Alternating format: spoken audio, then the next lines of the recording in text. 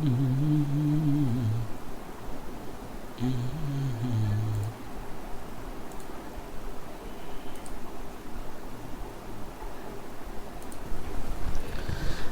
கரத்தனை ஆனை முகத்தினை இந்தின் இளம்பெறை போலும் ஈற்றனை நந்தி மகந்தனை ஞான கொழுந்தனை புந்தியில் வைத்தடி போற்றுகின்றேனே. வணக்கம். நம்ம தமிழ் சொந்தங்கள் எல்லாருக்கும் வணக்கம்.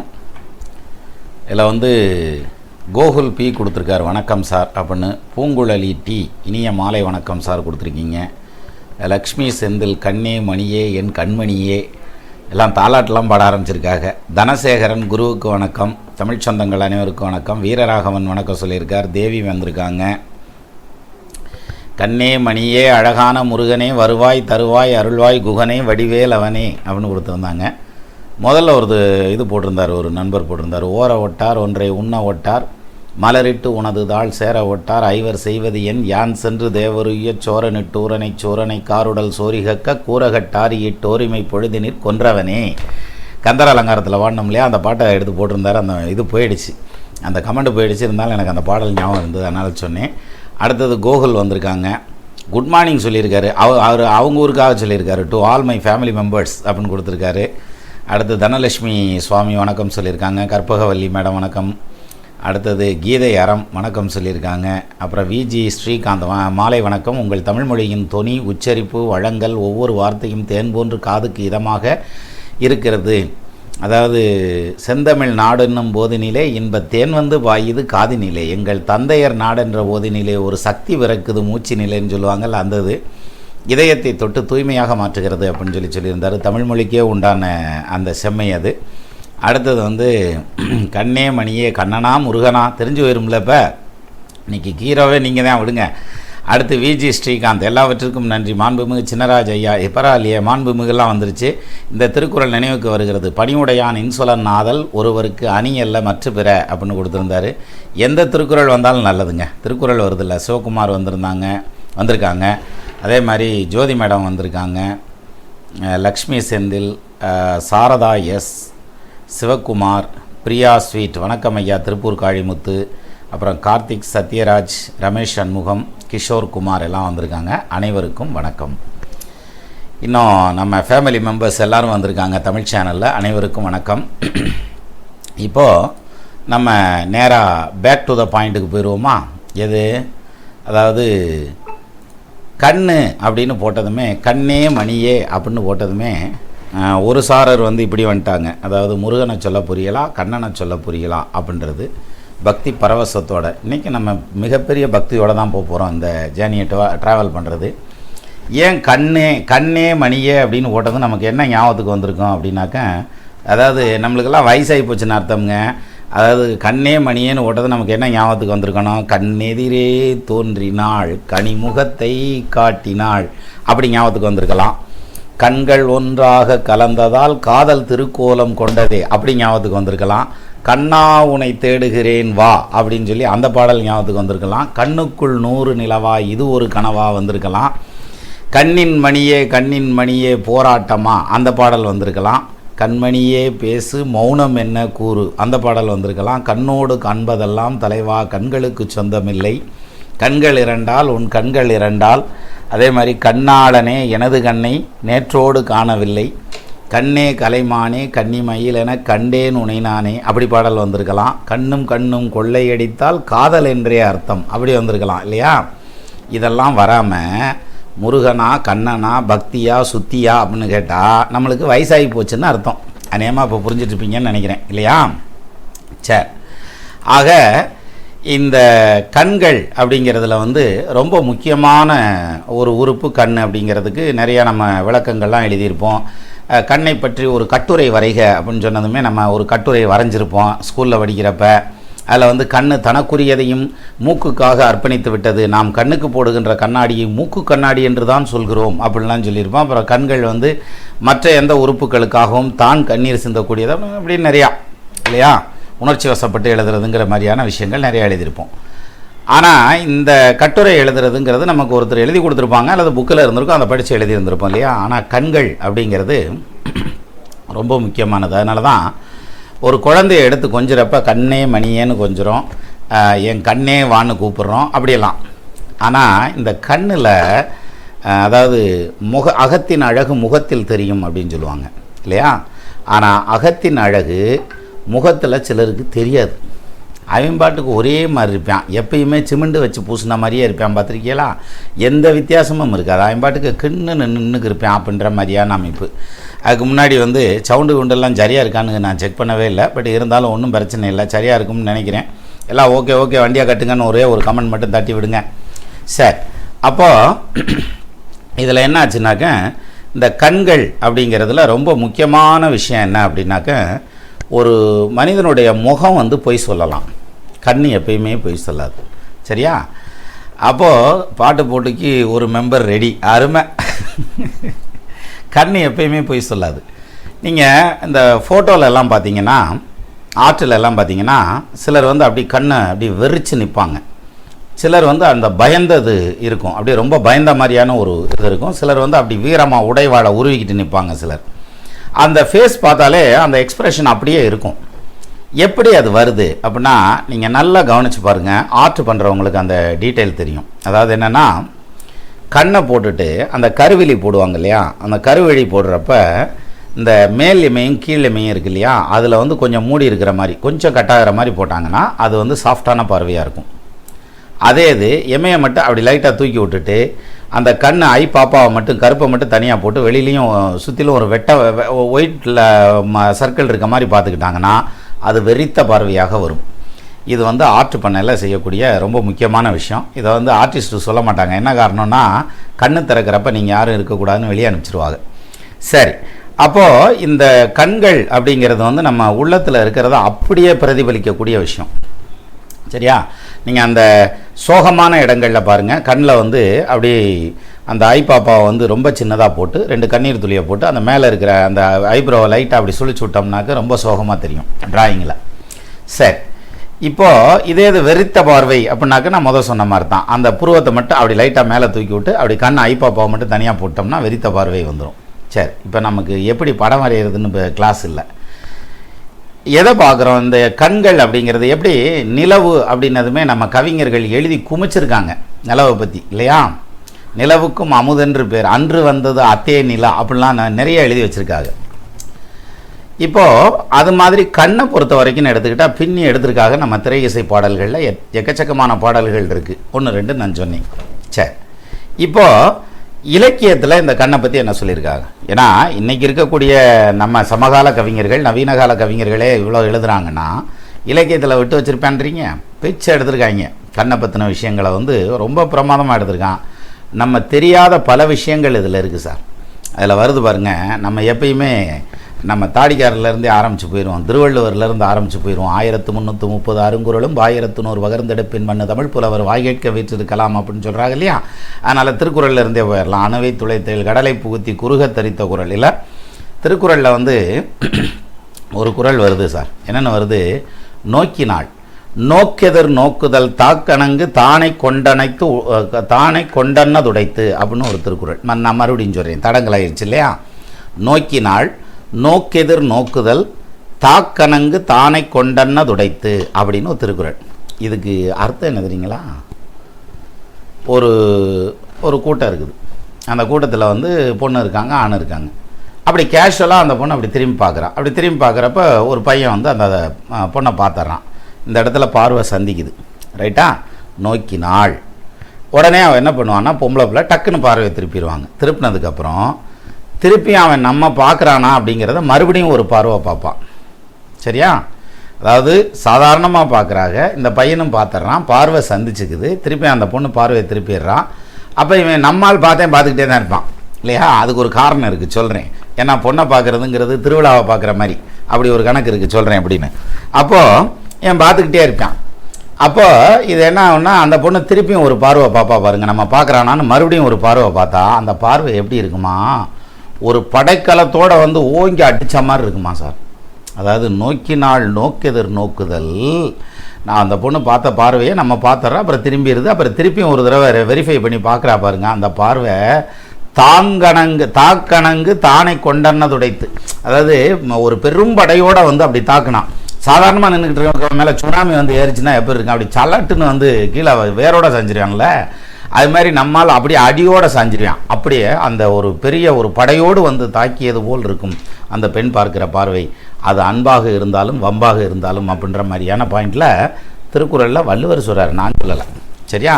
அப்போது ஒரு பொண்ணோட பார்வை எப்படின்னு சொல்கிறாரு, பெரும்படை வந்து தாக்கியதற்கு ஈக்குவலாக இருக்கும் அப்படின்னு சொல்லி சொல்கிறாருங்க. இது ஒரு பக்கம்.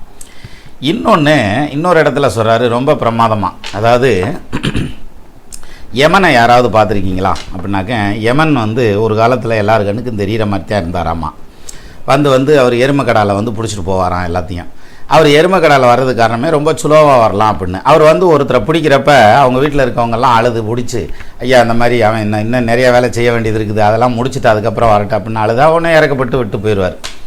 இப்படியே போயிட்டுருக்கல அப்புறம் அவங்களுக்கு ஒரு ஆஃபீஸர் இருப்பார்ல யமனுக்கு, அவர் கூப்பிட்டு 4 வாங்கி போய் முதல்ல அவன் வேலையை செய்ய அப்படின்னா என்னால் செய்ய முடியலங்க அப்படி போய் அழுவுறேன் அப்படின்னதும், ஒன்றும் பிரச்சனை இல்லை, நீ எவங்கன்னுக்கும் தெரிய மாட்டேன், நீ இன்விசிபிளாக போய் பிடிச்சிட்டு வந்துரு அப்படின்னு சொல்லி அப்போ வரம் கொடுத்தாரு. அதுலேருந்து யமன் வந்து யாரு கண்ணுக்கும் தெரியறதில்ல அப்படிம்பாங்க. அப்போ யமனை பார்த்துருக்கீங்களா அப்படின்னாக்க, நான் பார்த்துருக்கேன்றார் வள்ளுவர். அப்போ அவர் சொன்னால் எதுவும் உண்மையாகத்தே இருக்கும் இல்லையா? என்ன சொல்கிறாரு தெரியுமா, யமனுக்கு என்ன சார் வேலை, உயிரை பறித்தெடுப்பது வேலை இல்லையா, உயிரை பிடிச்சிட்டு போகிறது தான் வேலை. சரி, இங்கே பாருங்கள், அவர் என்ன சொல்கிறாரு, கூற்றமோ கண்ணோ பிணையோ மடவரல் நோக்கமை 3 உடைத்து. அந்த பொண்ணு என்னைய பார்த்தாப்பா, அந்த பார்த்த பார்வை இருக்கு இல்லையா, அது கண்ணில் பார்த்ததா அல்லது மான் வந்து மருண்டு போய் பார்க்கும் இல்லையா, மான் வந்து எப்பயுமே மருண்டு தான் பார்க்கும், மிரண்டு வைத்தியம் பார்க்கும்னுவாங்க, அது மாதிரி மான் வெடிகள்னு சொல்கிறோம்ல, அது மாதிரி மருண்டு போய் பார்த்ததா இல்லை அந்த பொண்ணு கண்ணால் திரும்பி பார்த்தாலா, கூற்றமோ அல்லது உயிரை பறிக்கின்ற யமனே வந்து நம்மளை திரும்பி பார்த்த மாதிரி இருந்ததா, இந்த 3 விஷயமும் சேர்ந்து இருந்துச்சுப்பா அந்த பிள்ளை பார்வையில் அப்படின்னு சொல்லி சொல்கிறார். எப்படி யமனை நேராக பார்த்த மாதிரியே சொல்கிறார். எப்படி கூற்றமோ யமன் தானோ, கண்ணோ இல்லை அந்த பிள்ளை கண்ணா, பிணையோ மருண்டு போய் விழிக்கக்கூடிய மானின் கண்களோ, மடவரல் நோக்கமை 3 உடைத்து. இந்த 3 நோக்கமும் உடைத்தது அந்த பெண்ணுடைய கண் அப்படின்னு சொல்லி சொல்கிறார். இப்போ பெண்ணுடைய கண் இவ்வளவு வர்ணிச்சிருக்காங்களா அப்படின்னு சொல்லலை. இப்போ ஒரு யோசனை வரும் சிலருக்கு, ஏமா திருக்குறள் இதெல்லாம் சொல்லியிருக்காங்க, எங்களுக்கெல்லாம் பள்ளிக்கூடத்தில் சொல்லிக் கொடுக்கல அப்படின்னாக்கா, அங்கே எங்கே இப்படி சொல்லி தருவாங்க, அங்கே சொல்லிக் கொடுக்காமலே வந்து எல்லாம் ரெடி ஆகுது, அப்போ இதெல்லாம் சொல்லி கொடுத்தா என்ன ஆகும் அப்படின்ற மாதிரியான வாங்கில இதெல்லாம் கழட்டி விட்டாக உள்ள இருக்குது, நான் படிக்கிறப்பவும் இல்லை. சரி, அப்போது இதில் வந்து பார்த்திங்கன்னா இந்த ஒரு சாரருக்கு இப்படி ஒரு யோசனை வரும், இன்னொருத்தருக்கு எப்படி வரும், பொம்பளை பிள்ளைகனுக்கு அப்படியே சொல்கிறாங்க, எங்கள் வீட்டுக்காரமாக பார்த்தா ஒரே வெறித்த பார்வையும் நேர்கொண்ட பார்வையுங்கிற மாதிரி இல்லையா இருக்குது அப்படின்னு சொல்லி சொல்கிறார். அதில் இன்னொரு இடத்துல சொல்கிறாங்க பாருங்கள், இது இந்த லவ் பண்ணவங்களுக்கு நல்லா தெரியும், நமக்கு அந்த அனுபவம் இல்லை, பட் இருந்தாலும் லவ் பண்ணவங்களுக்கு நல்லா தெரியும். எப்படி தெரியும்னா, இன்னொரு குறள்லையும் அதை சொல்கிறார். எப்படி சொல்கிறாருன்னா, ஒரு பொண்ணு பார்க்குற பார்வைகளுக்கு இருக்கு இல்லையா, அந்த பார்வை வந்து நோயை தரக்கூடியது. சார், இப்போ ஒரு வைரஸ் வருது, கொரோனா வைரஸ் வந்தது அப்படின்னு சொன்னதுமே அந்த கொரோனா வைரஸ் வந்து அட்டாக் பண்ணதும் எல்லோரும் வந்து பாதிக்கப்பட்டாங்க. அதில் ஒரு சிலர் விதி இல்லாதவங்க மரணம் அடைஞ்சாங்க, விதி இருக்கிறவங்க ஏதோ ஒரு வகையில் தப்பி பிழைச்சாங்கங்கிற மாதிரியான அமைப்பில் போச்சு இல்லையா? சரி, இப்போது இந்த ஒரு வியாதி வருது, ஒரு வைரஸ் அல்லது பாக்டீரியாவில் ஒரு வியாதி வருதுன்னா அதே தான் தூக்கி உள்ளே போடணும். எது, இந்த கொரோனா வைரஸையே பிடிச்சி அதை சீரத்தை மட்டும் தனியாக எடுத்து அதை கொஞ்சம் மென்மைப்படுத்தி அதை அதனுடைய வேகத்தை குறைச்சி அப்புறம் திருப்பி தூக்கி அதை தடுப்பூசின்னு உள்ளே போட்டோம்னா, கோவாக்சின் அப்படின்னு திருப்பி தூக்கி உள்ளே போட்டோம்னா அது எதிர்ப்பு சக்தியை தூண்டி விட்டு அந்த கொரோனா வரையில் அடித்து விரட்டி விட்டுருது அப்படின்ற மாதிரியான அமைப்பில் சயின்ஸு சொல்லுது இல்லையா? அப்போது எது நோயை உண்டாக்குகிறதோ அதனால் தான் தீர்வும் கிடைக்கும் அப்படின்றது இல்லையா? இந்த வெறிநாய் கடிக்கு ஜென்னர் மருந்து கண்டுபிடிச்சார் இல்லையா, அதனுடைய இதில் சீரத்திலிருந்தே மருந்து கண்டுபிடிச்சாருமாங்க. அது மாதிரி பெண்களால் ஏற்படக்கூடிய நோய்க்கு அவங்க தான் மருந்து. அதை எந்த அளவுக்கு பிரமாதமாக சொல்கிறார் பாருங்க, என்ன ஆராய்ச்சி எல்லாம் பண்ணியிருக்காருங்க திருவள்ளுவர். அதாவது இருநோக்கு இவள்கண் உள்ளது, ஒரு நோக்கு நோய் நோக்கொன்றன் நோய் மருந்து. ஒரு நோக்கு நோய் நோக்கு, மற்றொன்று அந்த நோக்கில் இன்னொரு தடவை பார்க்குறதுங்கிறது அந்த நோய்க்கு மருந்தும். அதான் எப்படி, ஒன்றும் இல்லை சார், நான் வந்து திருவிழாவில் ஒரு பொண்ணை பார்த்தேன்னா, எங்கள் மாமன் வீட்டுக்கு போயிருக்கல, அந்த பிள்ளைய மாமன் பிள்ளைய பார்த்தேன்னா, எங்கள் அத்தை பிள்ளைய பார்த்தேன்னா ஒரு பார்வை பார்த்தா அவர், நான் அங்கனையே செத்தேன்டா, விழுந்தேன்டா, அங்கனையே சரண்டர் ஆகிட்டேன்டான்ட்டு வந்து நிற்பான் இல்லையா? அதுக்கப்புறம் அந்த பிள்ளைய பற்றி நீ பேச்சையே பேசிக்கிட்டு இருப்பேன் ஃப்ரெண்ட்ஸுகள்கிட்ட எல்லாம். அதாவது எங்கள் மாமன் எப்படினாலும் எனக்கு பொண்ணு கொடுப்பேன் அப்படின்ற மாதிரி பேசிகிட்டு இருப்பாங்க. ஆனால் திருப்பியும் வந்து அந்த பொண்ணு பார்க்குதுன்னு வச்சுங்களேன், அதுதான் அதுக்கு மருந்து. எப்படா நான் வந்து மறுபடியும் அந்த பொண்ணை பார்ப்பேன் அப்படின்ற மாதிரியான எண்ணத்தில் இருப்பாகலாம் சார். ஆம்பளை பிள்ளை கண்ணு ஒருத்தனும் சொன்ன மாதிரி காணாம், பொம்பளை பிள்ளை கண்ணுக்கு அப்படி சொல்கிறாங்க. எப்படி? இருநோக்கு இவள்கண் உள்ளது, ஒரு நோக்கு நோய் நோக்கொன்ற நோய் மருந்து, இன்னொன்று அந்த நோய்க்கான மருந்து. அப்போ ஒரு இதில் நோயையும் கொடுக்குது, இன்னொன்றில் குணத்தையும் கொடுக்குது. அப்போ ரெண்டையும் கொடுக்கக்கூடியது. அதாவது தீயும் பனியும் ஒன்றாக இருந்தால் எப்படி இருக்கும் அப்படின்னு சொல்கிறாங்கல்ல, அது மாதிரி. அதனால தான் பொம்பளை பிள்ளைகளை புரிஞ்சிக்க முடியலையே, தெரியலையே சார். அவரும் புரிஞ்சிக்க முடியாமத்தே எழுதி வச்சுருப்பாரோ, இருக்கலாம். இப்போ அதே மாதிரி இன்னொரு இடத்துல சொல்கிறாரு, இது பூராமே கண்ணு தான். நம்ம வள்ளுவர் சொல்கிறதுல இன்னொரு இடத்துல சொல்கிறார், என்ன சொல்கிறாரு? பண்டறியேன் கூற்று என்பதனை இனி அறிந்தேன் பெண்டகையான் பேரமர்கட்டு அப்படின்னு சொல்லி சொல்கிறார். இந்த குறளை வந்து நம்ம நிர்வாகிகள் மீட்டிங்கில் நான் பேசி அதுக்கு விளக்கமும் சொல்லிட்டேன். அங்கே பார்த்துக்குங்க, இப்படித்தான் இருக்குது இந்த குறள் மீட்டிங்லேயும் சொல்ல போகிறேன் அப்படின்னு சொன்னதும் ஜோதி மேடம் தான் சொன்னாங்க, அதெல்லாம் கிடையாது, இதெல்லாம் ஜேப்பில்லை, நீ தப்பாக சொல்கிற அப்படின்னாங்க. அப்படிலாம் கிடையாது, வரதராசன் வரதராசனார் உரை இப்படி தான் இருக்குது அப்படின்னு சொல்லி சொன்னேன். இல்லை, அவங்க வந்து பரிமேலழகர் உரை இப்படி தான் இருக்குது அப்படின்னு சொல்லி சொன்னாங்க. பரிமேலழகர், வரதராசனார், இன்னும் நிறையா இருக்காங்க. இது மாதிரியான இதில் வந்து அவங்க உரை எழுதியிருக்கிறது எப்படி எழுதியிருக்காங்க இந்த குறளுக்கு? பண்டறியேன் கூற்று என்பதனை இனி அறிந்தேன் பெண்டகையான் பேரமர்கட்டு அப்படின்னு. அதாவது யமன் அப்படின்னு சொல்கிறது பண்டறியேன் கூற்று என்பதனை. கூற்றுங்கிறது கூற்றுவன்கிறவன் யமன். என்னது? உடலையும் ஆன்மாவையும் கூறு போடுபவன் கூற்றுவன். நம்ம ஆகு பெயரால் தான் வச்சுருக்கோம் அதை தமிழில், சரியா? அப்போ கூற்றுவன், கூறு போடுபவன் கூற்றுவன். அந்த கூற்றுவனை வந்து பண்டறியேன், நான் இதுக்கு முன்னாடி பார்த்ததே கிடையாது, கூற்றுவனை நான் இதுக்கு முன்னாடி பார்த்ததே கிடையாது என்பதனை இனி அறிந்தேன். ஆனால் இப்போ எனக்கு தெரியும். எது? இப்போ கூற்றுவன்னா யாருன்னு தெரியும், யமன்னா யாருன்னு எனக்கு தெரியும் யா அப்படின்னு சொல்லி வள்ளுவர் சொல்கிறார், நான் சொல்ல.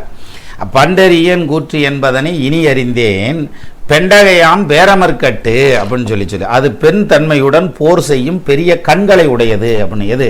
கூற்றுவன்னா எப்படி வருவானா? பொன்னாத்தான் வருவேன் கூற்றுவேன். கூற்றுவன் பெண்பாலாக இருக்கும், யமன் பெண்பால்னு கூட தெரியல, அவர் கண்டுபிடிச்சிட்டாரு. அப்போ கூற்றுவன் வந்து பொண்ணாவே வர்றான், யமனே வந்து பொண்ணா மாறி நிற்கிது. அது ரெண்டு கண்ணை கொண்டுட்டு வருது, அதுதான் போர் செய்யக்கூடிய ஆயுதம். அதை நீ ஜெயிக்க முடியும். கூற்றுவனை யாராவது ஜெயிக்க முடியுமா சார்? யமனை யாராவது ஜெயிக்க முடியுமா சார்? அதனால ஜெயிக்க முடியாது அப்படின்னு சொல்லி சொல்கிறாங்க. அப்போ கண்ணுக்கு திருக்குறளில் எத்தனை இருக்கு பாருங்க. இது மட்டும் இல்லை, இன்னும் கொஞ்சம் அப்படி தள்ளி போங்க. நீ என்ன அவர் தாடி காட்டியாக நின்றுட்டுருக்கியா அப்படின்னாக்க இருக்குது, இன்னும் கூட தள்ளி போனோம்னா குறுந்தொகைக்கு போகலாம். குறுந்தொகை இதுக்கு ஸ்பெஷல். எது? லவ் மேட்ருக்கு ஸ்பெஷல் குறுந்தொகை. பூ ஒத்து அலமரும் தகைய ஒத்து எல்லோரும் அறிய நோய் செய்தனவே தேமொழி திரண்ட மென்தோள் மாமழை பரி விந்திய ஏனல் குறி ஒப்பு வாழ்வருமழை கண்ணேன்னு ஒரு கவி உண்டு. இல்லை என்ன சொல்றியான்? பூ ஒத்து அந்த பொண்ணுடைய கண் இருக்கு இல்லையா, அப்படி பூ மாதிரி மலர்ந்துருக்கும் யான் அப்படின்னு சொல்லிச்சுறான். அலமரும் தகைய, அப்படி மலர்ந்திருக்கக்கூடிய பூவை ஒத்துருக்கக்கூடியது. முதல் பூவை ஒத்துருக்கு, அப்புறம் மலர்ந்திருக்கக்கூடிய பூவை ஒத்துருக்கிறது. எல்லோரும் அறிய நோய் செய்தனவே, அந்த பொண்ணு வந்து என்னைய பார்த்தது, எனக்கு காதல் நோய் வந்தது, பூரா பேர்த்துக்கும் தெரிஞ்சு வச்சியா, ஊருக்கே தெரிஞ்சு வச்சியா, அப்படி ஒரு நோயை உண்டாக்கி விட்டுட்டா இவ அப்படின்ற மாதிரியான ஒரு பாயிண்டில் சொல்கிறாரு சார். எது? குறுந்தொகையில் வர்றது. இப்போ அப்படியே கொஞ்சம் நகர்ந்தா அப்படியே கம்பருக்கு வருவோம். கம்பர் என்ன சொல்கிறாரு? நோக்கிய நோக்கெனும் நுதிக்கொள் வேல். நோக்கிய நோக்கு, அதாவது பார்த்த பார்வை இருக்கே, அந்த பார்வை நுதிகொள் வேல், கூர்மையாக தீட்டப்பட்ட வேல் போன்ற கண்கள். அந்த சும்மா ஒரு பார்வை பார்த்தாலே அப்படி இதயத்தை துளைத்து விடும் அப்படின்னு சொல்லி சொல்கிறாங்கல்ல, அப்படி இதயத்தை துளைத்து விடுமா. சரியா? என்ன அனுபவிச்சு எழுதியிருக்கார் வருங்க கம்பர். அதுவும் இன்னொரு இடத்துல சொல்கிறார் சார், இப்போ பொண்ணு பார்க்குறதுங்கிறது வந்து ஸ்ட்ரைட்டாக நம்மளை பார்க்க மாட்டாங்க அப்படின்றத என்னமா கண்டுபிடிச்சி வச்சுருக்காரு பாருங்க. கைவளை திருத்துவு கடைக்கண்ணின் உணர்ந்தாள். சும்மா அப்படி உட்காந்துருப்பாங்க, நேரம் அங்கிட்டு பார்த்து உட்காந்துருப்பாங்க, அந்த வளையல் அப்படி நேர் பண்ணுற மாதிரி அப்படி லைட்டாக ஒரு பார்வை பார்த்தாங்கன்னா சரி அங்கனையே விழுந்தேன் நம்மால் அப்படின்ற நான் சொல்ல. அதுவும் கம்பர் சொல்கிறார். கைவளை திருத்துவு கடைக்கண்ணின் உணர்ந்தாள். சும்மா அப்படி இப்படி இங்கிட்ட அங்கிட்டு திரும்புவாங்கல்ல, எதையாவது சரி பண்ணுற மாதிரி திரும்பினாங்கன்னு வச்சுங்களேன், அப்படி ஒரு பார்வை, அப்படி ஒரு லுக் விட்டாங்கன்னா அந்த சைடு பார்வையிலேயே சரிஞ்சிட்டான்டா நம்மால் அப்படின்னா செத்தாண்டா சேகர்ன்றாங்கல்ல, அந்த கணக்காக வந்து அப்படியே சரிந்து விழுந்து விடுவார்கள் அப்படின்னு கம்பர் சொல்கிறார். சரி, இப்போ இதே இடத்துல சீதையை பற்றி சொல்லல சொல்கிறாங்க. பொதுவாகவே கண்கள் அப்படின்னு எடுத்துட்டா பெண்களுடைய கண்கள் அப்படிங்கிறது வந்து அதனால் மென்மையானது அப்படின்னு சொல்லுவாங்க. ஆனால் அந்த மென்மையானதுனால அதுக்கு இவ்வளோ வலு இருக்குது. எப்படின்னா அந்த மீன் பிடிக்கிற தூண்டில் இருக்கு பாருங்க, அந்த தூண்டில் அந்த இது நரம்பு இருக்கும் இல்லையா, சும்மா லைட்டாக தான் இருக்கும், சன்னமாக தான் இருக்கும், ஒன்றும் தெரியாத மாதிரி இருக்கும். எங்கே அதை கையில் ஒடிச்சு அறுத்துருங்க, கையை அறுத்துப்படும் இல்லையா. அவ்வளவு வலிமை மிக்கது, ஆனால் பார்த்தால் மென்மையானது அப்படின்ற மாதிரியான அமைப்பில் சொல்கிறாரு சார். அதுலேயும் அந்த கண்ணுக்கு வந்து அந்த கண்ணுக்கு மையழகு கவிதைக்கு பொய்யழகு அப்படிம்பாங்க இல்லையா? அதில் மைதீட்டிய கண்கள் அப்படின்னு சொல்லி சொல்கிறாங்களே. நிஜமாலுமே கண்ணுக்கு பெண்கள் வந்து மைதீட்டினா இன்றைக்கும் சார் கண்கள் வந்து கண்களுக்கு வந்து அந்த மைதீட்டிய கண்கள்னு இருந்துச்சுன்னா அப்படியே ஒரு முகத்தில் அந்த கண்கள் மட்டுமே தனியாக எடுத்து கொடுக்கும், அப்படி தனியாக காமிக்கும் அப்படின்ற மாதிரியான அமைப்பு அந்த கண்மை போடுறதுங்கிறது. நிறைய பேர் கண்மை போட்டாங்கன்னா அம்பிட்டு அழகாக இருக்கும். நம்ம கண்மை போடுறோம் இல்லையா, அது பெண்களுடைய அழகை எடுத்துக்காட்டு சார். நம்ம ப்ரௌன் கலர்னு சொல்லுவாங்க சார், நம்மளெல்லாம் வெளிநாடுகளில் சொல்லலாம், நம்மலாம் ப்ரௌனிஸ் இல்லையா? ஆனால் அந்த நம்ம அந்த கண்ணில் மை போடுறதுங்கிறது நம்ம ஏற்கனவே கருப்பாத்தியாக இருக்கான், ஆனால் மை போடுறான், அம்பிட்டு அழகாக இருக்கும் இல்லையா? ஆனால் இந்த லிப்ஸ்டிக் போடுறது இருக்கு இல்லையா, அது வந்து நம்மளுது கிடையாது, அது நம்ம ஐட்டம் கிடையாது. இது வந்து கருமழை கண், இது அந்த கண் இந்த கண் எல்லாம் சொல்கிறாங்க இலக்கியத்தில். அதில் கண்மை போடுறதுங்கிறது இலக்கிய காலத்திலேருந்தே இருந்து வரக்கூடிய ஒரு பழக்கம். இன்றைக்கும் கண்ணுக்கு மை எழுதுனா அவ்வளோ அழகாக இருக்கும். பெண்களுடைய முகத்தை பார்க்குறதுக்கு அம்புட்டு அழகாக இருக்குது. நீ அதெல்லாம் பார்க்குறேன்னு கேட்கக்கூடாது, எல்லாத்துக்கும் தான். அப்போது அந்த கண்மை வந்து எழுதியிருக்கிறதுங்கிறது அவ்வளோ அழகாக இருக்கும் பார்க்குறதுக்கு. ஆனால் இந்த லிப்ஸ்டிக் போடுறோம் இல்லையா, அது நம்மளுதில்லை, அது வந்து வெளிநாட்டுக்காரனுது. அவன் பாவம் குளிர் காலத்தில் உதடெல்லாம் வெடிச்சு போயிடுது அப்படிங்கிறதுக்காக என்னத்தையும் ஒன்று எடுத்து தடவுறதுக்கு பதிலாக அது சேப்பாவும் இருக்கட்டுமேனு எடுத்து சேப்பா தடவி வச்சுருந்தாங்க. நம்ம கண்மை போடுறத அவங்க ஃபாலோ பண்ணுறாங்களா சார்? நிச்சயமாக கிடையாது இல்லையா? ஏதாவது லண்டனில் கண்மை விற்கிறதா அப்படின்னாக்க நம்ம ஊர் பிள்ளைய போய் வாங்கினத்தியான், மற்றபடி வெள்ளைக்கறியெல்லாம் வாங்கி கண்மை போட்டதா எனக்கு தெரியல, நான் பார்த்ததில்லை. சரியா? அப்போது வெளிநாடுகளில் இருக்கிறவங்க நம்ம கலாச்சாரத்தை பின்பற்றாங்களா? கிடையாது. ஆனால் அவங்க வாய்மை ஓடுறதை நம்ம தூக்கி இழுத்துடுறோம், வாயில் இழுத்துடுறோம் இல்லையா? அதுலேயும் இழுத்தாலும் பரவாயில்ல, அவங்க வந்து அப்படியே லைட்டாக அப்படி ஸ்பூன் அண்ட் ஃபோர்க்கில் அப்படி சாப்பிட்டு அப்படி லைட்டாக எடுத்துகிட்டு இந்த டிஷ்யூ பேப்பர் எடுத்து அப்படி வச்சுக்குவாங்க இல்லையா? நம்ம அப்படி இல்லை, ரசஞ்சோரை விட்டு அப்படி சும்மா ஒரு கலக்குனோம்னாக்கு இந்த மாண்டலின் புயல் வந்துச்சு பாருங்க, அது மாதிரி ஒரு சுற்றும் சோரோடு சேர்ந்து ரசமோடு சேர்ந்து அப்படி சுற்றி ஒரு இழுப்பு இழுத்தோம்னாக்க சரட்டு புரட்டுன்னு இழுத்துட்டு சாப்பிட்டு விட்டு கையை கழுவிட்டு அப்படின்னு முந்தானையில் தொடச்சாங்கன்னா ஆஞ்சநேயர் மாதிரியே இருக்கும் பார்க்குறதுக்கு. சரியா? அப்படி வந்துடும். அப்போது நம்ம எழுதக்கூடிய இந்த கண்மை இருக்கு இல்லையா, அது வந்து எந்த ரூபத்துலேயும் கிடையாது. ஈவன் பிள்ளைகளுக்கு கண்ணீர் வந்தால் கூட அது கிடையாது சார். ஆனால் இது வந்து அப்படி இல்லை. அப்போ நம்மளுடைய கலாச்சாரத்தை அவங்க பின்பற்றலை, ஆனால் அவங்களுடைய கலாச்சாரத்தை நம்ம தேவையில்லாமல் பின்பற்றுறோம் அப்படின்னு வேணால் சொல்லலாம். சரி, இப்போ பாருங்கள், கம்பர் ஒரு இடத்துல பேசுகிறாரு, என்ன அருமையாக பேசியிருக்கான் பாருங்கள். அதாவது கொல்லும் வேலும் கூற்றமும் என்னும் இவையெல்லாம், எது கொல்லும் வேலும் கூற்றமும், கொல்லக்கூடிய வேற்படையும் கொல்லக்கூடிய உயிரை எடுக்கக்கூடிய யமன் இல்லையா? கொல்லும் வேலும் கூற்றமும் என்னும் இவையெல்லாம் வெல்லும் என மதர்க்கும் விழி கொண்டாள். வெல்லும் என மதர்க்கும் சொற்பொருள் பின் வருநிலை அணியுது. அதாவது 2 தடவை வெல்லும் வருது இல்லையா, அதாவது நிச்சயமாக வென்றுவிடும் அப்படின்னு உறுதியாக சொல்கிறாங்க. எதை வென்று தான்? கொல்லும் வேலும், உயிரை எடுக்கக்கூடிய வேல், உயிரை எடுக்கக்கூடிய கூற்றுவன், இவங்களை எல்லாத்தையும் வந்து வெல்லக்கூடிய ஒரு ஆற்றல். வெல்லும் என மதர்க்கும் விழி கொண்டாள், அது அந்த அத்தனையும் வென்றுவிடும் அப்படிங்கிற மாதிரியான ஒரு அழகான கண்கள். அதாவது வேல்படையை தோற்கடிக்கக்கூடிய கண்கள், கூற்றுவனை தோற்கடிக்கக்கூடிய கண்கள், அப்பேற்பட்ட ஷார்ப்பான பார்வையுடைய கண்கள். நம்ம வீட்டில் எல்லாம் ஆந்தை பார்க்குற மாதிரி தான் பார்ப்பாங்க, ஆனால் சீதை பார்த்த பார்வை அப்படி இருக்கு அப்படின்னு சொல்லியான். சொல்லும் தன்மைத்தது அன்று, இலை வாய் திறந்து சொல்லவே முடியாது, அத்தந்தண்டி பார்வை, அப்பேற்பட்ட கண்ணு. சொல்லும் தன்மைத்தது அன்று எந்த அளவுக்கு தெரியுமா? குன்றும் சுவரும் தின் கல்லும் புல்லும் கண்டுருக பெண் கனி நின்றாள் அப்படின்றான். பெண் கனி நின்றாள், பெண்ணு அப்படியே கனியாவே நின்னாலாம். எப்படி நின்னாலாம்? குன்றும் சுவரும் தின் கல்லும் புல்லும், செவரு கல் புல் இதெல்லாம் பாருங்கள், ஓரறிவுடையவர்கள், அகரிணி பொருட்கள், இது கூட அப்படியே நின்றுச்சான். எது? சீதையனுடைய அழகை பார்த்தா அப்படியே நின்றுச்சான். கண்டு ஊறுக தன்னிலை மறந்து அப்படி நான் அந்த பொண்ணை பார்த்ததுமே மனசை விட்டுட்டேன் அப்படின்றோம்ல, மனசு உருகிட்டேன் அப்படின்றோம் இல்லையா? அது மாதிரி கல்லே உருகுச்சு. தின் கல்லும் புல்லும் எல்லாமே, சோவரும் கல்லும் புல்லு எல்லாமே உருகுச்சு அப்படின்னாக்கு சீதையனுடைய அழகு எப்போ ஏற்பட்டது? அந்த கண்ணினுடைய வலிமை எப்போ ஏற்பட்டது? கொல்லும் வேலும் கூற்றமும் என்னும் இவையெல்லாம் வெல்லும் என மதர்க்கும் விழி கொண்டாள். சொல்லும் தன்மைத்தது அன்று, வாய் திறந்தெல்லாம் சொல்ல முடியாது. குன்றும் சுவரும் தின் கல்லும் புல்லும் கண்டு உருக பெண் கனி நின்றாள் அப்படின்னா. பெண் கனி, அதாவது சீதை வந்து நின்று அப்பேற்பட்ட அழகாக இருந்தது. அந்த கண் அப்படி பேசிச்சியா, யமனை தோற்கடிக்கக்கூடிய கண்ணு, வேற்படையை தோற்கடிக்கக்கூடிய கண்ணு அப்படின்றது அம்புட்டு சார்பாக பேசிச்சியா அப்படின்னு சொல்லி சொல்கிறாங்க. சரியா? அதே மாதிரி இன்னொரு இடத்துல வரும் பாருங்க. இப்போ பாருங்க, இதில் என்ன சொல்கிறாருன்னா, வெங்களி விழிக்கு ஒரு விளவுமாய் அவர் கண்களில் காணவே கழிப்பு நல்கலால் மங்கையர்க்கு இனிது ஓர் மருந்தும் ஆயவள் எங்கள் நாயகருக்கு இனியாவது ஆம்கோலோ. அதாவது பெண்களுடைய மனோநிலை இதை விட தெளிவாக படம் பிடிக்கவே முடியாது. பிரமாதமாக படம் பிடிச்சிருக்காரு. எப்படின்னு சொல்கிறீங்க கேளுங்க. வெங்களி விழிக்கு, இந்த ஜென்ஸ் பார்க்குறாங்க இல்லையா, ஆடவர்களுடைய பார்வை இருக்குது பார்த்தீங்களா, அந்த பார்வை அதான் வெண்களி விழிக்கு ஒரு விளவுமாய். ஒரு பொண்ணை பார்த்தாலே திருவிழாவை பார்த்த மாதிரின்னு அர்த்தம். உடனே சந்தோஷம் வந்துருமா, திருவிழாவை பார்த்த மாதிரி. அப்படியா ஐயா, பட்டியா முட்டாய் கடையை பார்த்த மாதிரி ஆணு நிற்பேன்னு அர்த்தம் இல்லை, அப்படி கிடையாது. பெண்களி விழிக்கு ஒரு விழவுமாய், அந்த ஆடவர்கள் பார்க்குற பார்வை ஒரு திருவிழாவை பார்த்தா எப்படி அதிசயமாக பார்ப்பானோ அது மாதிரி பொண்ணை பார்த்தா அப்படி ரொம்ப ஆச்சரியப்பட்டு, ஏன்னா மனசை கவர்ந்தவள், அதனால் அப்படியே ஆச்சரியப்பட்டு பார்ப்பேன் அப்படின்ற மாதிரியான அமைப்பு. விரும்பத்தக்க களிப்பு உடைய கண்களுக்கு அப்படின்னு சொல்லிச்சுறேன்.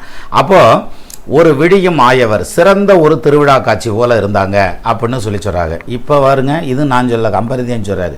ஏண்டா பொண்ணை பார்த்தா திருவிழா மாதிரியா இருந்துச்சு அப்படின்ற மாதிரி கேட்கணும்னு தோணுதில்லை, ஆனால் அப்படி இல்லை, அப்படித்தான் இருந்துச்சுன்னு எழுதுறாரு. வெங்களி விழிக்கு ஓர் விழவுமாய் அவர் கண்களில் காணவே கழிப்பு நல்கலால். இந்த 2வது வரி பாருங்க. ஒரு பொண்ணு கண்ணாடி முன்னால் போய் நிற்கிறா சார். நின்னதுமே தன்னுடைய முகத்தை, சிகை அலங்காரத்தை, மேல் அலங்காரத்தை, வேறு என்ன அலங்காரத்தை பார்க்குறதுன்னு தெரில, எல்லாம் பார்த்துக்கிட்டே இருப்பாங்க. பார்த்து ஒன்னொன்னையும் ரசிப்பாங்க. அவங்க தன்னைத்தானே ரசிப்பாங்க சார். எப்படி அதில் பாருங்கள், கண்களில் காணவே கழிப்பு நல்கலால். கண்ணில் பார்த்ததுமே ஒரு அங்கத்தையும் பார்த்ததுமே அவங்களுக்கே சந்தோஷம் வருமா, ரொம்ப புன்முறுவல் புத்துக்குவாங்களாம் யார் பொண்ணுங்க. அதனால தான் கண்ணாடிக்குள்ளேயே போயிடுறாங்க. சீனாக்காரன் கண்ணாடிக்கு கதவு வச்சுருந்தான்னு வைங்களேன், திறந்து உள்ளேயே போயிடுவாங்க பொண்கள். ஏன்னா சில பெண்கள்லாம் நாளான்னைக்கு ஊருக்கு போனோம்னா நேற்றே சொல்லிடணும். அப்போ இருந்தே சீரு சனத்தி எடுத்து வச்சு அதுக்கான சேலை போக்குவரத்து எல்லாம் ரெடி பண்ணி வச்சு அப்புறம் மேக்கப்னு ஆரம்பித்து எல்லாம் ரெடியாகி கிளம்பு அப்படின்னா இந்தா வந்துட்டேங்கன்னா 1/2 மணி நேரம் ஆகும் இல்லையா. அப்போ போகும்போது 2 கடி அடித்து தூக்கி உட்கார வச்சு கூப்பிட்டு போவாங்க பின்னால். அப்போ இந்த தன்னையே பார்த்துக்கிறதுங்கிறது, தன்னை ரசிக்கக்கூடிய ஆற்றல். ஆம்பளை பிள்ளை எங்கேயாவது ரசிக்கிறான்னு போகிற ஓக்கில் அப்படியே சீவிட்டு போயிருவான். ஆனால் பைக் கண்ணாடி இருந்துச்சுன்னா அதை பார்த்து அந்த அப்படி குனிஞ்சு அப்படி லைட்டாக சரி வந்துட்டு போயிடுவான், அவ்வளோதான் முடிஞ்சு. ஆனால் பெண்களுடைய பர்ஸை திறந்து பாருங்க, அதுக்குள்ளேயும் கண்ணாடி இருக்கும். அவங்களுக்கு முன்னாடி கண்ணாடி எப்பவுமே இருக்கும் அப்படின்ற மாதிரியான அமைப்பு. அதனால தான் அவர் கண்களில் காணவே, அந்த பெண்கள் தங்களுடைய கண்களால் தன்னை பார்க்கும்போது கழிப்பு நல்கலால். அப்போ கண்ணு பார்த்தாலே மனசு சந்தோஷப்படுது இல்லையா. கழிப்பு நல்கலால் மங்கையர்க்கு இனியது ஓர் மருந்து மாயவள். அப்பேற்பட்ட கழிப்பு நல்கக்கூடிய, அதாவது தன்னை பற்றி பார்த்ததுமே ரசித்து ருசித்து சந்தோஷமாக பார்க்கக்கூடிய, பெண்களே பார்த்து அதிசயிக்கக்கூடிய ஒரு பெண் இருக்கான்னா அதான் சீதை. மங்கையர்க்கு இனியது ஓர் மருந்து மாயவள். இவங்க எல்லாத்த விட சிறந்தவள். அவங்களே பார்த்து பொறாமப்படுற அளவுக்கு மிகச்சிறந்த ஆடக்கூடிய சீதை எங்கள் நாயகருக்கு இனியாவது எம்கோலோ. அப்பேற்பட்ட அந்த பொண்ணு சீதை ராமனை கட்டிகிட்டு இருக்கான். என்ன ராமன் நிலைமையை பற்றி என்னன்னு சொல்கிறது, அம்பிட்டியா முடிஞ்சுவானே அப்படின்ற கணக்காக அவர் எழுதியிருக்கார். எப்படி எழுதியிருக்கார் பாருங்க. வெங்களி விழிக்கு ஒரு விடவுமாய் அவர் கண்களில் காணவே கழிப்பு நல்கலால் மங்கையர்க்கு இனியது ஓர் மருந்தும் மாயவள் எங்கள் நாயகருக்கு இனியாவது என்கொலோ. அப்போ இன்னி என்ன கண்டிஷனுக்கு ஆளாவார் அப்படின்ற மாதிரியான பாயிண்டில் சொல்லியிருக்கார். அப்போ கண்ணுடைய ஷார்ப்னஸ் பாருங்கள் எவ்வளோ பேசுது. கண்ணை பற்றி சும்மா அப்படி விதவிதமாக இன்னும் நிறையா எக்கச்சக்கமாக இருக்குது. எண்ணறு நலத்தினால் இளைஞலி நின்றுளி கண்ணொடு கண்ணிமை கவ்வி ஒன்றை ஒன்று உண்ணவும் நிலைவராது உணர்வும் ஒன்றிட அண்ணலும் நோக்கினான் அவளும் நோக்கினாள். ரொம்ப ஃபேமஸான வரியில் அந்த கடைசி வரி. எண்ணறு நலத்தினாள், நம்ம இத்தனை நலத்தை கொண்டவள் சீதை என்று எண்ணிட்டு சொல்ல முடியாத அத்தனை நலம் கொண்டவள். எண்ணறு நலத்தினாள் இணையல் நின்றுளி கண்ணொடு கண்ணினை கவ்வி. இவங்க 2 பேருடைய கண்ணும் ஒன்று அப்படியே கவ்வி பிடிச்சிக்கிச்சான். கண்ணு கவ்வி பிடிச்சிக்கிச்சு, கட்டி பிடிக்கிறதா அப்புறம் கண்ணு கவ்வி பிடிச்சிக்கிச்சு. ஒன்றை ஒன்று உணர்வும் உண்ணவும் நிலைவராது உணர்வும் ஒன்றிட. 2 பேர்த்துக்கிடைய உணர்வும் ஒரே மாதிரி போயிடுச்சு. ஏன்னா அந்த பார்வை தான் அதை ஸ்டார்ட் பண்ணி விடுது. அண்ணலும் நோக்கினான் அவளும் நோக்கினான். 2 பேரும் பார்க்குறாங்க. பார்த்ததும் பத்திக்கிச்சிரா அப்படின்றாங்கல்ல. இப்போ பத்துது வருங்க, அடுத்த வாட்டில் பற்றி காமிக்கிறார் வருங்க. பருகிய நோக்கெனும் பாசத்தால் பிணைத்து ஒருவரை ஒருவர்தம் உள்ளம் ஈர்த்தலால் வரிசிலை அண்ணலும் வாட்கண் நங்கையும் இருவரும் மாறி புக்கு இதயம் எய்தினர். ஒருவர் இருதயத்துக்குள்ளே இன்னொருத்தர் வந்து கண்கள் வழியாக போனாங்களாம். எப்படி போனாங்களாம்? பருகிய நோக்கெனும் பாசத்தால் பிணைத்து ஒருவரை ஒருவர் தம் உள்ளம் ஈர்த்தலால். பருகிய நோக்கு, ஒருத்தர் அந்த பார்வையில் தன்னைத்தான் அடுத்தவங்களை வந்து விழுங்குறாங்கன்னு அர்த்தம். பருகிய நோக்கு, பருகுதல் அப்படின்னா விழுங்குதல் இல்லையா? பருகிய நோக்கெனும் பாசத்தால் பிணித்து ஒருவரை ஒருவர் தம் உள்ளம் ஈர்த்தலால் வரிசிலை அண்ணலும் வாட்கண் நங்கையும் இருவரும் மாறி புக்கு இதயம் எய்தினர். ஒருவர் இருதயத்துக்குள்ளே இன்னொருத்தர் போய் உக்காந்துட்டாங்க சம்மணங்கால் போட்டு அப்படின்ற மாதிரியான அமைப்பு சொல்கிறாங்க. எவ்வளோ பிரமாதமாக எழுதியிருக்கான். அப்போ இதெல்லாம் அனுபவிச்சு தானே எழுதணும். எப்படி அனுபவிச்சு எங்கிட்ட எழுதுனாருன்னு தெரில இல்லையா? இது இப்போ வந்து நம்ம கம்பராமாயணம் பார்த்துருக்கோம். ஏன் இப்போ வந்து மற்ற காப்பியங்கள் இல்லையா? சிலப்பதிகாரத்தில் இதை விட அருமையாக சொல்கிறேன். சார், அருமுக ஒருவன் ஓர் பெரு முறை இன்றியும் இருமுறை காணும் இயல்பினன் அன்றே அம்சுடர் நெடுவேல் ஒன்று நின்முகத்து செங்கடை மழைக்கண் இரண்டா ஈத்தது. நம்மால் கோவலன் வந்து கண்ணகியை வந்து வர்ணிக்கிறார். மாசரு ஒன்னே வலம்புரி முத்தே காசரு வெறியே கரும்பேதேனே அரும்பரர் பாவாய் ஆறுயிர் மருந்தே மலையிடை பிறவா மணியே என்கோ அலையிடை பிறவா அமிழ்தே என்கோ யாழிடை பிறவா இசையே என்கோ என உலவா கட்டுரை பலவாராட்டி அப்படின்னு வரும் இதில் சிலப்பதிகாரத்தில். அதே சிலப்பதிகாரத்தில் தான் கண்ணியை பற்றி சொல்கிறான். யார்? நம்மால் கோவலன். ரொம்ப ரசனைக்காரன் கோவலன். அதனால தான் கூடுதலாக மாதவியின் சத்தவிட ரசிச்சுட்டு வந்துடலாம்ட்டு போயிட்டான் போல இருக்குது. அதாவது அருமுக ஒருவன் ஒரு பெரு முறை இன்றியும் இருமுறை காணும் இயல்பினன் அன்றே. முருகப்பெருமான் எப்படின்னா ஒரு தடவை பார்த்தா அப்படியே பார்த்துட்டே இருக்கணும். அதாவது ஒரு தடவை பார்த்துட்டு அப்புறம் திரும்பிட்டு அப்புறம் இன்னொரு தடவை பார்க்குறதுன்னு இருக்கு பாருங்க. அந்த ரெண்டாவது முறை பார்க்கவே முடியாது முருகப்பெருமனை. ஏன்னா அவ்வளோ பெரிய அழகு முருகன் அப்படிங்கிறது அவ்வளோ அழகு. அப்போ பார்த்தா அப்படி பார்த்துக்கிட்டே இருக்கணும்னு தோணுமா. இது முருகப்பெருமான கால் கண்டார் காலே தோள் கண்டார் தோளே கண்டார் தொடுகளல் அன்ன தாழ் கண்டார் தாளே கண்டார் தடக்கை கண்டாரு மகதே வாழ்கொண்ட கண்ணே யாரே வடிவினை முடிய கண்டார். சரியா? அப்போ இந்த இது கம்பர் எழுதுனது. இது மாதிரி இங்கே சிலப்பதிகாரத்தில் எழுதுறாரு. முருகப்பெருமானை பார்த்தா மறுமுறை பார்க்க முடியாது. ஒரே முறை அப்படியே பார்த்துக்கிட்டே இருக்க வேண்டியதான், மறுமுறை பார்க்கவே முடியாது. அம்சுடர் நெடுவேல் ஒன்று நின்முகத்து. அப்பேற்பட்ட அந்த முருகன் கையில் இருக்கக்கூடிய வேல் இருக்கு இல்லையா, அந்த வேலை ரெண்டாக பொளந்து ரெண்டு கண்ணா ஒன்றை கொடுத்தாங்க போல இருக்கு. அது குத்துற குத்து பயங்கரமாக குத்துதியா நீ அப்படின்ற மாதிரி சொல்கிறான். யார் எழுதுனது? சாமியார் சார், இளங்கோவடிகள் எழுதியிருக்காரு. அருமுக ஒருவன் ஓர் பெரு முறையும் இன்றி இருமுறை காணும் இயல்பினன் அன்றே அம்சுடர் நெடுவேல் ஒன்று நின்முகத்து செங்கடை மழைக்கண் இரண்டா ஈத்தது. அந்த ஒரு வேலை ரெண்டா புழந்து ரெண்டு கண்ணா கொடுத்ததுங்கிறது இதில் தான் கொடுத்ததா அப்படின்ற மாதிரியான ஒரு கவியை வந்து இவர் சொல்கிறார். யார் சொல்கிறா? இளங்கோவடிகள் சொல்கிறார். சாமியாரே சொல்கிறார். எம்பிட்டு பர்ஃபெக்டாக எழுதியிருக்கா வருங்க. ஒன்று அனுபவிச்சு எழுதியிருக்காங்க. எது? கண்ணை பற்றிய விஷயம் இல்லை. அப்போ கண்ணு வந்து எல்லா உறுப்புக்கும் முதன்மையானது வைக்கிது அப்படி இப்படிங்கிறதெல்லாம் சரி, அது அதனுடைய இம்பார்ட்டன்ஸ் ஒரு பக்கம் இருக்கட்டும். இலக்கியம் இல்லையா, கண்ணுக்கு மையழகு கவிதைக்கு பொய்யழகு அப்படின்றான். இதில் பொய்யே இல்லை சார். எத்தனை பேர் பார்வையில் விழுந்திருப்பான், நம்ம டமால் டுமால்னு விழுந்திருப்போம்ல. அது மாதிரி அந்த பார்வை அப்படிங்கிறது அவ்வளோ ஷார்ப்பான பார்வை அப்படின்னு அர்த்தம். இப்படி கண்ணை பற்றி இன்னும் நிறைய சொல்கிறாங்க. நம்ம சும்மா ஒரு ஓரமத்தையும் பிடிச்சிருக்கிறான், அதுதான் எம்பிட்டு நேரம் இழுத்துட்டு வந்துருச்சு. எவ்வளோ? அது 1/2 மணி நேரம் வந்துட்டோம். ஒரு வழியாக முருகர் உள்ளே வந்துட்டார். யார்? லக்ஷ்மி சேர்ந்து Siva Sivakumar. Thanks a lot Karthi அண்ணா. உண்மை ஓம் முருகா அழகா குமரா போற்றி. கார்த்தி, அனைவரும் நன்றாக இருப்போம், வேண்டி வருகிறேன் ஐயப்பனை பார்க்க கிளம்பி விட்டோம் ஐயா. கார்த்தி, நெல்லுக்கு இறைத்து நீர் வாய்க்கால் வழியோடி புல்லுக்கும் புசியுமாம் தொல்லுலகில் கார்த்தி ஒருவர் உளரேல் அவர் பொருட்டு தமிழ் சேனல் நேயர்களுக்கும் பெய்யும் மழை அப்படின்னு வச்சுக்கிடுவான். எல்லாத்துக்கும் வேண்டிட்டு வாங்க. இன்னைக்கு ஆப்தமாலிக் மிக் ஸ்பெஷல் எபிசோட். யார்? கற்பகவல்லி மேடம்.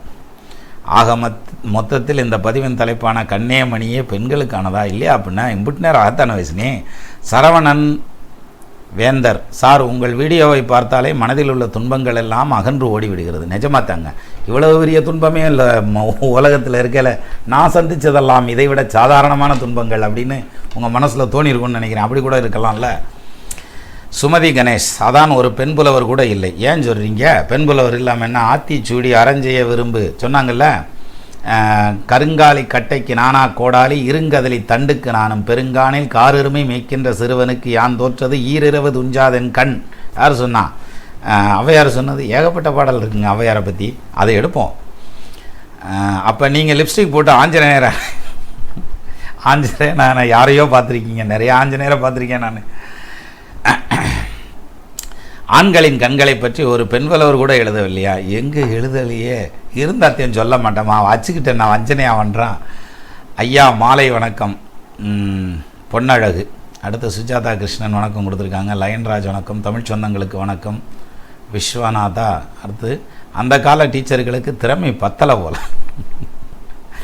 வள்ளுவர் தான் சொன்னாரன்னா, ஆனால் அவர் உங்கள் மனநிலையிலவோ சொல்லியிருப்பாரா? இதாக இதில் உங்கள் கற்பனையும் உங்கள் ரசனையும் கலந்து தான் இருக்குது. ஆமாம், நமக்கு தெரிஞ்சது தானே நம்ம படிப்போம். இப்போ என்ன தான் பருப்பு நெய்யெல்லாம் வச்சு சாப்பிடுங்க அப்படின்னாலும் அதை லைட்டாக அப்படி ஓரத்தில் அப்படி பிசைஞ்சு லைட்டாக சாப்பிட்றவங்க சாப்பிடுவாங்க. சிலர் அப்படி இல்லை, மொத்தத்துலேயும் வீட்டில் சேறு உழைக்கிற மாதிரி குழைச்சி அப்படியே தூக்கி அப்புறது உண்டு இல்லை. அவன் டேஸ்ட்டுக்கு தகுந்த மாதிரி தானே, அது மாதிரி நமக்கு தெரிஞ்ச மாதிரி தானே வள்ளுவரை நம்ம பார்ப்போம். முருகப்பெருமானின் புகழ்பாடும் தவ திரு கிருபானந்த வாரியாருக்கு பிறகு தங்கள் பணி சிறப்பு நன்றி. அடையங்க.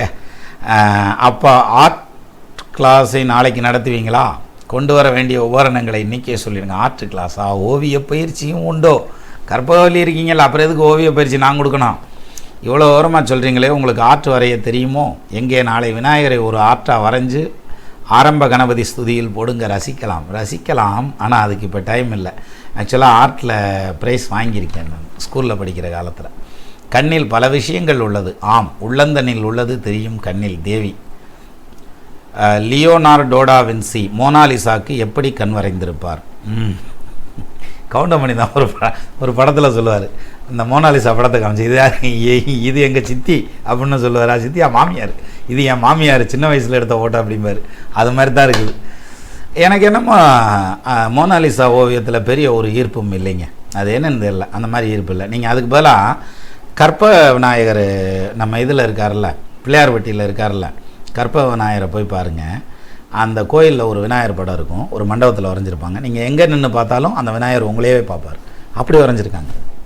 ஸோ அதெல்லாம் அதை விட ஒன்றும் மோனாலிசா சிறப்பெல்லாம் கிடையாது. அடுத்தது ரைட், கிட்டத்தட்ட எல்லாத்தையும் கவர் பண்ணிட்டேன். இப்போது நம்ம நேரம் கடந்து வந்து விட்டோம் என்று நினைக்கின்றேன். தமிழை இவ்வளோ அழகாக எளிமையாக எல்லோரும் ரசிக்கும் வகையில் தங்களின் உரை உள்ளது குருவே, அருமைன்னு கொடுத்துருக்காங்க கீதையரம். இப்படி பேசியே அம்பிகாவது போல பல பேர் கதை முடிப்பது தொடர்கிறது ஜோதி மேடம்.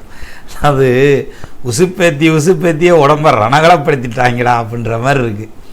அகனமர்ந்து ஈதலின் நன்றே முகனமர்ந்து இன்சொலனாக பெறின் டெடிக்கேட்டட் டு யூ ஐயா அப்படின்னு சொல்லியிருக்கீங்க. உண்மைதான். அதாவது கனி இருப்ப காய்க வருந்தற்று அப்படிம்பாங்க இல்லையா, அந்த மாதிரி. குருநாதருக்கு வணக்கம். சண்முகவேல் கொடுத்துருக்காரு. அனைத்திற்கும் நன்றி. இப்போ அநேகமாக நம்ம எண்டுக்கு வந்திருப்போம், போதும்னு நினைக்கிறேன். மீண்டும் நம்ம இன்னொரு நல்ல சந்தர்ப்பத்தில் இதே மாதிரியான ஒரு நல்ல இலக்கிய சந்திப்பை வச்சுக்கிடுவோம். நமது நண்பர்கள் ஆள்போல் தழைதழைத்து அருகது போல் வேரூன்றி மூங்கில் போல் கிளைகிழைத்து முதியாமல் வாழ்ந்திருக்க வாழ்கவென வாழ்த்தி அமைகிறேன். வணக்கம்.